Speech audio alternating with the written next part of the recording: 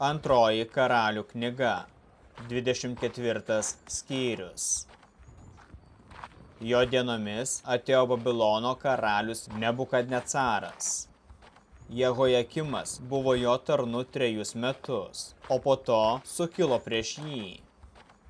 Tuomet viešpats siuntė chaldėjų, sirų, moabitų bei amonitų būrius prieš Judą, kad jį sunaikintų, kaip jis buvo paskelbęs per savo tarnus pranašus. Viešpaties įsakymu tai atsitiko Judui, kad jis būtų pašalintas iš jo akivaizdos dėl Manaso nuodėmių. Taip pat viešpats neatleido nekaltai pralieto kraujo, kuriuo šis pripildė Jeruzalę. Visi kiti Jehojakimo darbai yra surašyti Judo karalių metraščių knygoje. Jehojakimas užmigo prie savo tėvų ir jo sūnus Jehojachinas karaliavo vietoj jo. Egipto karalius daugiau nebeišėjo iš savo šalies, nes Babilono karalius užėmė tai, kas priklausė Egipto karaliui nuo Egipto upės iki Eufrato upės. Pradėdamas karaliauti, Jehojachinas buvo 18 metų ir karaliavo Jeruzalėje 3 mėnesius. Jo motina buvo Nehušta, Elnatano duktė iš Jeruzalės. Jis darė piktą viešpaties akise, kaip ir jo tėvas. Tuo laiku Babilono karaliaus Nebukadnecaro tarnai užpuolė ir apgulė Jeruzalę. Ir Babilono karalius Nebukadnecaras atėjo prieš miestą, kai jo tarnai buvo apgulę jį. Tada Judo karalius Jehojachinas, jo motina, tarnai, kunigaikščiai ir valdininkai pasidavė Babilono karaliui. Ir Babilono karalius suėmė jį 8 savo valdymo metais.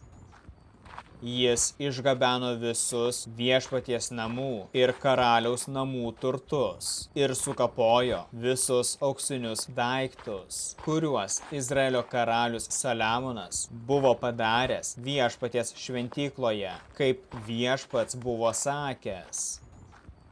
Jis išvedė į nelaisvę visą Jeruzalę, visus kunigaikščius ir visus narsius karius, iš viso 10 000 belaisvių, taip pat visus amatininkus bei kalvius. Neliko nieko išskyrus vargingiausius krašto žmonės.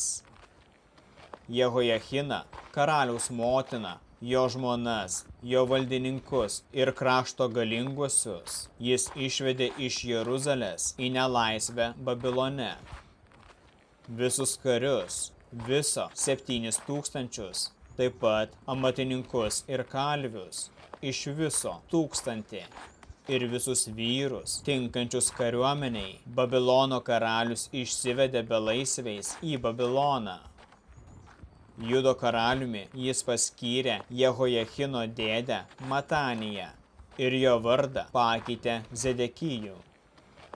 Zedekijas buvo 21 metų, kai tapo karaliumi.